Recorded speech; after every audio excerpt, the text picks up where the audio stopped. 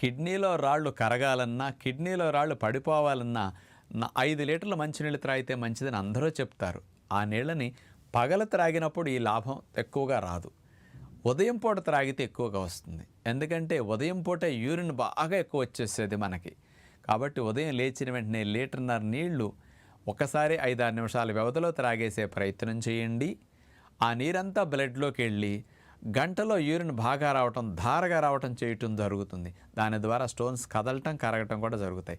2 గంటలు, 3 గంటలు వ్యవధిచ్చి మళ్ళా ఇంకొక లీటర్‌న్నర నీళ్లు త్రాగేసి రెండోసారి నీరు త్రాగే ప్రయత్నం ద్వారా ఇంకా యూరిన్ బాగా ధారగా బయటకు వచ్చేస్తుంది.